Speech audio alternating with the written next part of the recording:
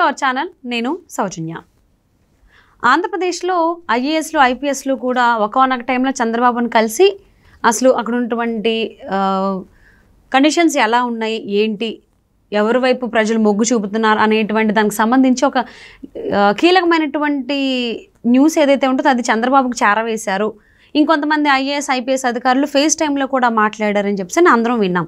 కానీ ఇప్పుడు పార్టీ అధ్యక్షులతో పాటుగా మాజీ మంత్రులు అలాగే ఎవరైతే అభ్యర్థులు ఉన్నారో వాళ్ళను కూడా ఈ ఐఏఎస్ ఐపీఎస్ అధికారులు కలుస్తున్నారు, కొన్ని లీకులు కూడా ఇస్తున్నారు అనేది వార్త వినిపిస్తోంది. ఈ అంశానికి సంబంధించి మనతో మాట్లాడడానికి, వారి విశ్లేషణని మనతో పంచుకోవడానికి ఈరోజు మనతో పాటు ఉన్నారు జగదేవ్, సీనియర్ జర్నలిస్ట్ ఉన్నారు. వారితో మాట్లాడదాం. నమస్తే అండి. నమస్తే. ఒకప్పుడు అంటే ఫ్యూ మంత్స్ బ్యాక్, అంటే ఎన్నికల నోటిఫికేషన్ రాకముందు సో కొంతమంది ఐఏఎస్ అధికారులు ఐపీఎస్ అధికారులు తెదేపా అధ్యక్షులు అనేటువంటి చంద్రబాబును కలిశారు, కొన్ని లీకులు కూడా ఇచ్చారు, అంటే ఇంటెలిజెన్స్ రిపోర్ట్స్ కూడా ఇచ్చారు అనేది మనం విన్నాం. కానీ ఇప్పుడు ఏంటి అంటే పార్టీ అధ్యక్షులతో పాటుగా తెదేపా పార్టీకి సంబంధించిన మాజీ మంత్రులు అలాగే అభ్యర్థులు ఎవరైతే ఉన్నారో వాళ్ళని కూడా ఐఏఎస్ ఐపీఎస్ అధికారులు కలుస్తున్నారు, కొన్ని లీకులు ఇస్తున్నారు. అంటే ఎక్కడెక్కడ కేంద్రీకరించాలి, అసలు ఏంటి, ఈ కైండ్ ఆఫ్ కొన్ని సజెషన్స్, సలహాలు, వ్యూహాలకు సంబంధించి కూడా వాళ్ళు కొన్ని మాట్లాడుకుంటున్నారు అనేది టాక్ వినిపిస్తోంది. సో దీన్ని బట్టి అసలు సిచ్యువేషన్ ఎలా ఉందనుకోవాలి ఏపీలో? ఇంతకుముందు కూడా నేను చాలా సందర్భంలో చెప్పానండి. జనరల్గా ప్రజాప్రతినిధి అనే వ్యక్తి కొంత ప్రజల సమస్యల మీద అవగాహన ఉంటే చాలు, దాన్ని ఎలా నడిపించాలో అనేది పూర్తి స్థాయిగా సివిల్ సర్వెంట్స్కి అప్పచెప్పేస్తే, సరైన పనిమంతుడికి, నమ్మకమైన మంచి దిగ్గజంకి అప్పచెప్తే వాళ్ళే చూసుకుంటారండి. ఐఏఎస్ ఐపీఎస్లో వాళ్ళు సరైన అపాయింట్ చేసుకుంటే ముఖ్యమంత్రి కానీ, ఒక మంత్రి కానీ, ఒక ప్రజాప్రతినిధి కానీ, బాబు ఇక్కడ ఇలాగ నీటి సమస్య ఉంది, దానికి ఏం చేద్దాం చెప్పండి అంటే వాళ్ళే చెప్పేస్తారు. సార్ ఇలా చేయాలి, ఇలా చేస్తే రైట్, గో హెడ్ అని ఒక మాట అంటే చాలు, మొత్తం అన్నీ వాళ్ళే చూసుకుంటారు. సో అట్లాంటి వ్యక్తులు ఉన్నారు, ఇప్పటికీ ఉన్నారు, ఒకప్పుడు ఇంకా బాగా ఉండేవారు.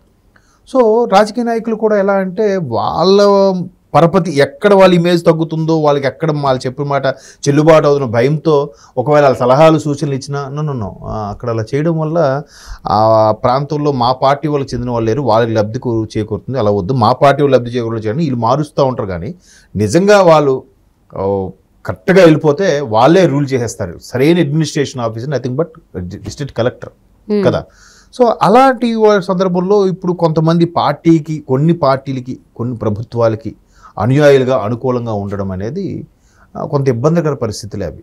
ప్రభుత్వం ఏం చెప్తే అది గుడ్డిగా ఫాలో అయిపోవడం. వీళ్ళు చదువుకున్నారు కదా. అందుకే ఆ మధ్యకాలంలో చాలా విషయాల్లో శ్రీలక్ష్మి లాంటి సూపర్ సీనియర్ అయిన ఐఏఎస్ ఆఫీసర్లు అరెస్ట్ అయినప్పుడు కూడా ఐఏఎస్ అంటే ఐఆర్ఎస్ అనేలాగా అయిపోయిందని చెప్పి కూడా మనం పత్రికల్లో గట్రా చూసాం. అయితే ఇప్పుడు ఏదైతే వైఎస్ఆర్ ప్రభుత్వంలో ఉన్నప్పుడు కొంతమంది కొన్ని రకాల నిర్ణయాలు తీసుకోవడం వల్ల చాలామందికి ఇబ్బందికర పరిస్థితులు అయ్యాయో, వాళ్ళందరికీ చంద్రబాబు గారు అరెస్ట్ అయిన తర్వాత డిసెంబర్లోనే చాలామంది అర్జీ పెట్టుకున్నారు పిఎంఓ ఆఫీస్కి, మమ్మల్ని ఇక్కడ నుంచి డిప్యుటేషన్ మీద మార్చేయండి లేదా సెంట్రల్కి వెళ్ళిపోతామని కూడా కొంతమంది ఐఏఎస్ అధికారులు. అంటే మళ్ళీ ఇటువైపు ఏ మొహం పెట్టుకొని వీళ్ళవైపు వెళ్తామో అని ఆలోచన, లేదంటే రేపు పొద్దున టీడీపీ ప్రభుత్వం వస్తే మన పరిస్థితి ఏంటి, ఎంతసేపు కమిషన్లు వేసుకొని వీళ్ళు సర్వేలు ఎక్స్ప్లెనేషన్ ఇచ్చుకోవాల్సి వస్తుందేమో అని భయంతోనో కొంతమంది వెళ్ళిపోయారు. ఇంకొంతమంది అణువులు మినువులు అనలేక అలా ఉండిపోయి ఇప్పుడు మెల్లమెల్లగా వీళ్ళకి టచ్లోకి వెళ్ళడం, అయ్యా మేము తప్పలేదు, ప్రజలు కుటుంబం ఫ్యామిలీతో ఉన్నాను, మాకు కొన్ని బెదిరింపులు వచ్చాయి, అందుకు తప్పక తలొగ్గక పనిచేసాం అన్నట్ట, తలొంచి పనిచేసాము, ఒత్తిడి వల్ల పనిచేసాము అన్నట్టు కూడా గ్రూప్ 2 స్థాయి అధికారులు, గ్రూప్ 1 స్థాయి అధికారులు కూడా చెప్పడం ప్రారంభిస్తున్నారు. అది జనరల్గా ఎక్కడైనా ఉండేది వాళ్ళకి కూడా, ఎందుకంటే గ్రౌండ్ లెవెల్లో ఏమున్నదని కూడా తెలిసిపోతుంది వాళ్ళకి. ఏంటి ఇప్పుడు వాళ్ళ దగ్గరకు వస్తారు కింద స్థాయి, అంటే ఏమనుకుంటున్నారంటే వాడు యాక్చువల్ రిపోర్ట్ చెప్తాడు. వాడు ఇప్పుడు ఒకరిద్దరు ప్రభుత్వానికి ఫేవర్గా చెప్పినా 8 మంది అసలు విషయం చెప్తారు కదా, ఏమో సార్ ఏం నడవట్లేదు సార్, ఈ మొత్తం అంతా తలకిందులుగా ఉంది సార్ అని చెప్తారు కదా. సో వాళ్ళకి గ్రౌండ్ లెవెల్లో ఉండే రియాలిటీ బాగా అర్థమవుతుంది. అర్థమైనప్పుడు మీరు అన్నట్టుగా ఇక్కడ సార్ ఇక్కడ టీడీపీ గురించి ఇలా అనుకుంటున్నారు, లేదా ఇప్పుడు ఒకవేళ వైఎస్ఆర్ ప్రభుత్వం మారిపోతే ఈ పథకాలన్నీ కంటిన్యూ అవుతాయి లేదన్న భయం కూడా కొంతమందికి ఉంది. ఎవరికి? బాగా అట్టడుగు వర్గాలకి, పేదలకి. అది కూడా ఎవరికి తన కాళ్ళ మీద తాను నిలబడలేని వాళ్ళకే ఉంది తప్ప మిగతా ఎవరికి కాదు. ఇప్పుడు వయోవృద్ధులు, వితంతులు, వికలాంగులు వాళ్ళకి ఏదో ఒక ఆసరా కల్పించాలి. వీళ్ళు ఏం చెప్తున్నారు, మా ప్రభుత్వం రాకపోతే అవన్నీ తీసేస్తారని. ఈ ముందు కూడా ఉన్నాయి కదండి, కాకపోతే అమౌంట్లో తేడా. వీళ్ళు కూడా ముందు ఏమన్నారు, 2000 చొప్పులు ఇచ్చారు చంద్రబాబు నాయుడు. ఈయనేమన్నాడు, నేను ఒక్కసారిగా 3000 చేస్తానన్నాడు. అందరూ నమ్మారు. నమ్మిన తర్వాత తీరా ఏం చెప్పాడు, 3000 చేస్తాను ఎప్పుడంటే ముందు 2000, రెండో సంవత్సరం 2250, మూడో సంవత్సరం 2500, నాలుగో సంవత్సరం 2750, ఐదో సంవత్సరం 3000 అన్నాడు. తుస్ అని బాంబు పేల్చాడు. అలాగా చాలా మాడిఫికేషన్ చేశారు. కాబట్టి వీళ్ళు కూడా పథకాలు ఉన్నాయి, లేను కాదు, కాకపోతే రూపాయి అటు ఇటు పెంచి చేశారు. అలాగేం చేస్తాము, కాకపోతే కొంతమందికి ఇప్పుడు వాలంటరీ వ్యవస్థ ఉంది, వాలంటరీ వ్యవస్థ తీసేస్తే మాకు ఇంకెవరు ఇంటికి వచ్చి ఎవరేమో ఎందుకు. మరి ఇంతకుముందు ఎలా జరిగింది, ఇంతకుముందు ఎలా లబ్ధి చేకూరారు? పక్క రాష్ట్రాల్లో కూడా వాలంటీర్ వ్యవస్థ లేకపోయినా వాళ్ళకి ఎలాగ పెన్షన్లు వెళ్తున్నాయి? ఇంకా అప్పుడే చాలామంది అనే మాట ఏంటంటే, అప్పుడే ఒక నెల కొంచెం అటు ఇటు అయినా, ఒక రోజు అటు ఇటు అయినా కానీ మా పెన్షన్ మాకు వచ్చేది, ఇప్పుడు ఖచ్చితంగా 1వ తారీఖు తీసుకోవాలి ఎక్కడ ఉన్నా కానీ, లేకపోతే ఇంకా ఆ నెల ఇవ్వట్లేదు. అదొక డిమెరిట్ ఉంది. ఎవరో కాదు, మా పిండి గారు ఉన్నారు ఒక ఆవిడ, దూరబంధు ఆవిడ, వైజాగ్ పరిసరాల్లో అందుకుంటారు ఆవిడ.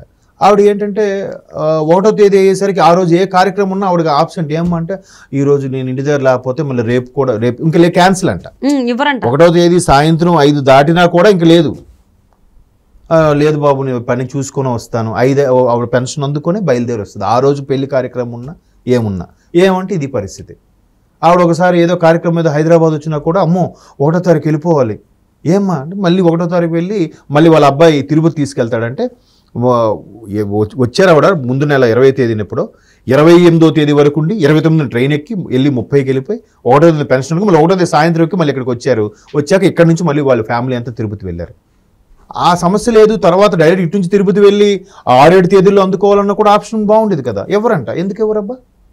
మరి చంద్రబాబు హయాంలో అలా ఇచ్చారు కదా, మరి అది చెప్పట్లేదు. అదే ఒక 2 నెలలు దాటినా కానీ 2 నెలలది ఒకటిసారి తీసుకునేటువంటి రోజులు కూడా ఉన్నాయి. ఇప్పుడు ఆవిడ అనారోగ్యం అవుతుంది, లేదా అనకూడదు, వాళ్ళ కుటుంబ సభ్యులు ఎవరో చనిపోయారు, ఆవిడ లేదు వెళ్ళిపోయింది అవుట్ ఆఫ్ స్టేషన్, వచ్చాక మళ్ళీ ఆవిడ ఎవరు పెంచుతారు, ఎవరు మరి అదెవరు మాట్లాడరే?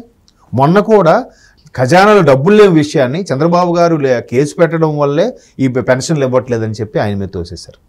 చంద్రబాబు ఇంకప్పటికి ఈసీ ఏం చెప్పింది, వయోవృద్ధులకి వికలాంగులకి ఎలాగైనా ఇంటికి చేరేలాగా ఏర్పాటు చేయండి అని చెప్పినా కూడా చేయలేదు. ఎందుకు, ఇట్లా చేయకుండా ఉంటేనే కదా ఇంపాక్ట్ ఎక్కువ ఉంటుంది, చంద్రబాబు మీద తోసి వచ్చని కూడా చేశారు. బట్ మెల్లమెల్లగా చదువుకున్న వాళ్ళు ఉన్న అర్థమవుతుంది. ఇప్పుడు రైతు భరోసా సంబంధించి ఫుడ్ కార్పొరేషన్ దగ్గర ధాన్యం విక్రయించారు, మరి దాని చెల్లింపులు ఏమయ్యాయి? ఇప్పుడు కాంట్రాక్ట్లు, ఇక్కడ భగీరథ మిషన్ లాగా అక్కడ కూడా నీటి పథకము జల పథకం ఏదో పెట్టారు, ట్యాపులు అన్ని కాపర్వే బిగించాలన్నట్టు కూడా సూచనలు ఇచ్చారు. ఒక్కొక్కరు పాపం ఆ సర్పంచులు కూడా కాంట్రాక్టులు తీసుకొని చేసిన వాళ్ళు ఉన్నారు.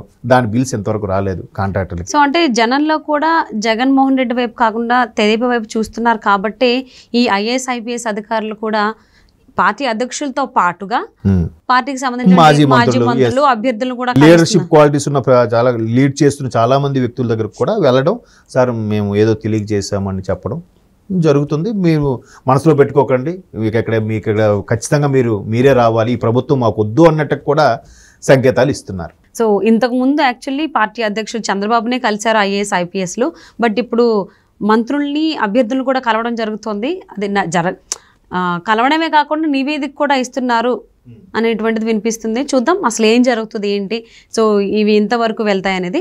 Thank you so much Jagadev గారు. Thank you.